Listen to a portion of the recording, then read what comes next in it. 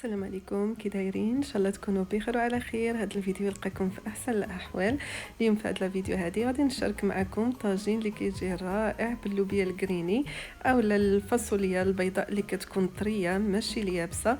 بالنسبه لهاد اللوبيا هذه تفاجات بزاف ديال صحاباتي هما اصلهم من المغرب، كيقول لك حنا ما كنستعملوهاش ما كنعرفوهاش. هذه فقط لوبيا كتكون في الوقيته ديال الصيف قبل ما يبسوها، يعني كتكال طريه، كيكون المذاق ديالها رائع وحتى ما كتضرش في المائده كيف ما اللوبيا اليابسه. حنا كنستعملوها في المنطقه الشرقيه بزاف، سورتو في فصل الصيف كيف ما قلت لكم كتكون موجوده بكثره. في هاد الوقيته ما كتكونش موجوده، يعني فقط كتكون في فصل الصيف.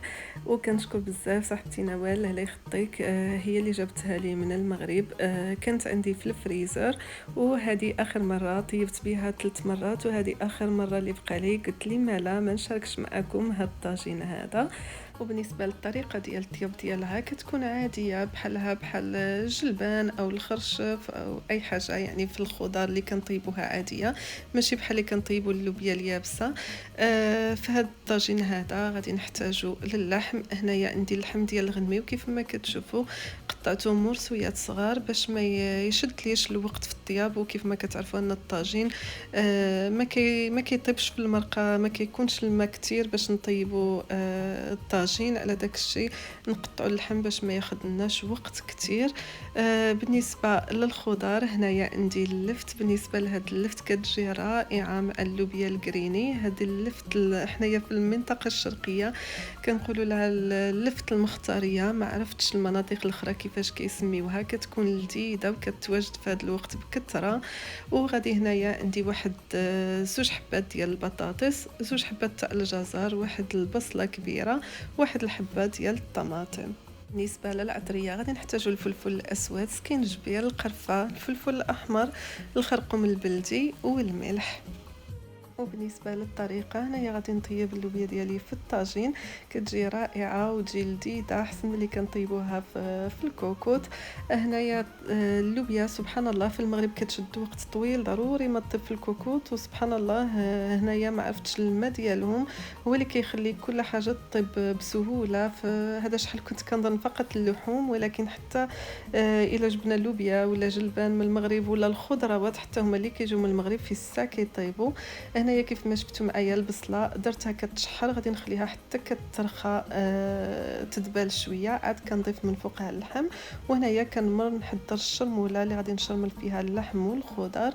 بالنسبه للشرموله هنايا كيف ما شفتوا معايا وضعت الملح والسكينجبير، الفلفل الاسود والفلفل الاحمر. بالنسبه للعطريه كتبقى بطبيعه الحال على حسب الذوق ديال كل واحد. وغادي نضيف الخرقوم البلدي. بالنسبه للخرقوم البلدي كنوضع واحد الكميه اللي لا باس بها، لان كنستعملو حتى كملون. والقرفه كيف ما شفتوا معايا فقط الراس ديال المعلقه، ما كنكثروش القرفه. وغادي نضيف القزبر والمعدنوس كيف ما شفتوا معايا قطعتهم مرقق، وكنضيف عليهم واحد نصف كاس ديال الماء باش غادي نجمع هاد الشرموله هذه.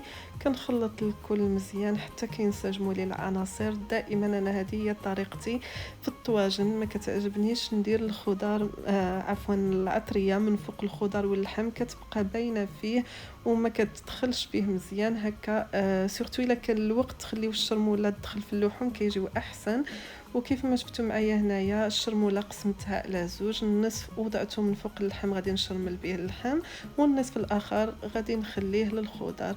هنايا كيف ما شفتوا معايا من بعد ما شرملت اللحم مزيان والبصله كيف ما كتشوفوا معايا ترخات، يعني كترخى على ما كنديرهاش مباشره مع البصله خضراء.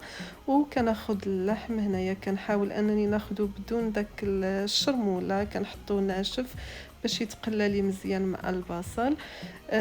كنخليه يتقلى من جميع الجوانب حتى كيتغير له اللون ويتحمر لي من جميع الجوانب. عاد كنضيف من فوقه الخضر. بالنسبه للخضر كيف ما كتشوف معايا من بعد ما قطعتهم كنقطعهم على هذا الشكل هذا كاملين نفس الطول.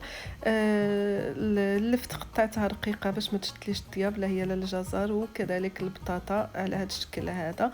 وهنايا بالنسبه للشرموله اللي تبقات لي غادي نشرمل بها اللوبيا وكذلك الخضر، نقسمها على اللوبيا والخضر. بالنسبه للخضر كيف ما كتعرفوا كل حاجه وعندها وقتها ديال الطياب، كاين اللي كتشد الطياب وكاين اللي لا، يعني نبديو بالحاجه اللي تشدنا الطياب. وكيف ما كتشوف معايا يعني ماشي فقط اللحم اللي كنشرملو، حتى الخضر باش هكا كياخذوا حقهم من العطريه وكيجيو لذاذ، وكذلك ما كتجيش من فوقهم ديك العطريه مباينه.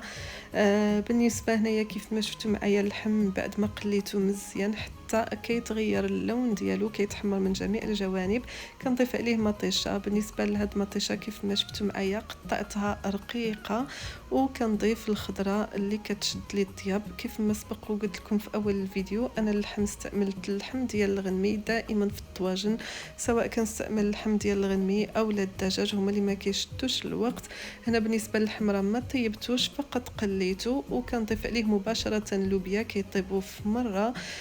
اللوبيا واللفت. بالنسبه لهاد اللفت حتى هي راه ما كتشدش شي وقت طويل البنات، هذه كتكون طريه سورتو في هذا الوقت ولذيذه بزاف. هذه الا لقيتوها هنايا عند العرب غير جيبوها، كتجي لذيذه بزاف حلوه، ما كتكونش مره كما اللفت الاخرى.